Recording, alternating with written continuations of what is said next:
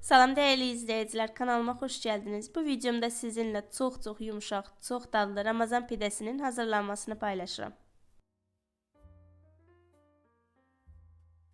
Uyğun bir qabın içərisinə 1 stəkan ılıq süt tökürəm, 1 stəkan ılıq su, 1 yemək qaşığı şəkər tozu, 50 qram qədər yaş maya yoxdursa 1 çay qaşığı quru maya da tökə bilərsiniz. 1 çay qaşığı duz tökürəm. 2 ədəd yumurtanın birisinin sarısını üzəri üçün ayırmışam, qalanını içərisinə tökürəm.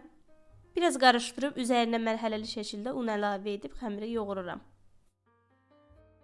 Qeyd etmək istəyirəm, mütləq bir şəkildə ununuzu hissə əlavə edib xəmirinizi yoğurun ki, yumuşaq xəmir olsun.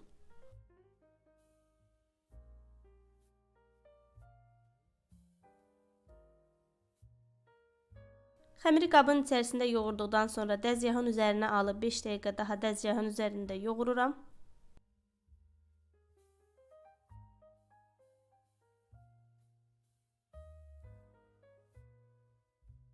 Gördüyünüz kimi bu şəkildə yumuşaq, ələ yapışan xəmir oldu.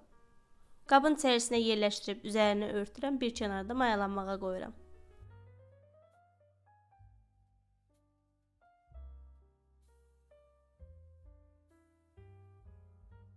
Məndə təxminən 20-25 dəqiqə ərzində mayalandı xəmir, gördüyünüz kimi çox yaxşı mayalanıb.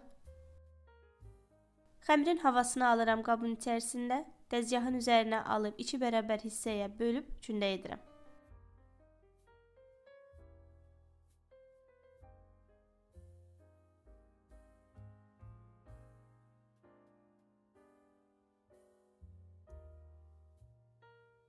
Gündələrdən birini yağlı kağız sərdiyim soba listinin içərisinə qoyub əlimlə yayıram.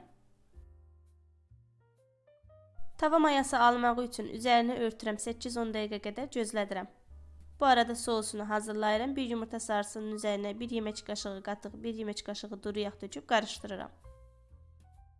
Gündəni bişirəcəyim zaman əlimi sousa bulayaraq gördüyünüz bu şəkildə üzərinə naxış verirəm.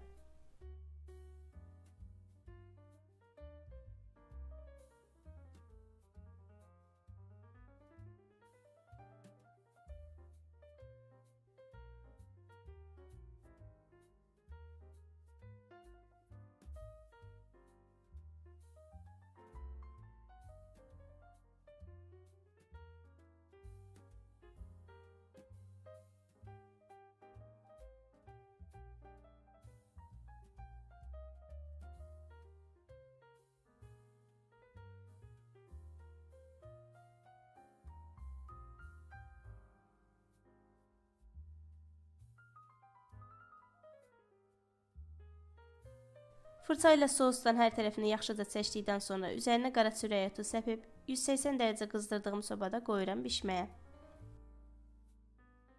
O bişənə qədər digər gündəni də hazırlayıram.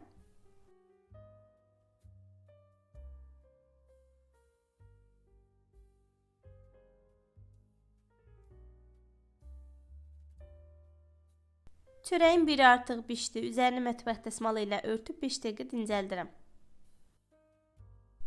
Pambıq kimi yumuşaq, çox dadlı pidələr artıq süfrəyə verilməyə hazırdır. Siz də mütləq iftara, imsaka bu çörəkdən hazırlayıb nuş edin.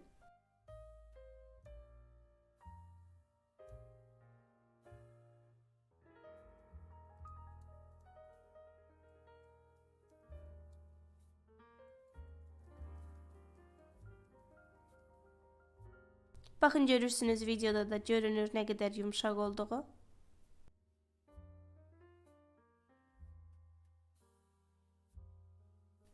Bugünlük də məndən bu qədər olsun, dəyərli izləyicilər. Yeni video reseptlərdə görüşmək üzrə inşallah. Allah'a emanet qalın.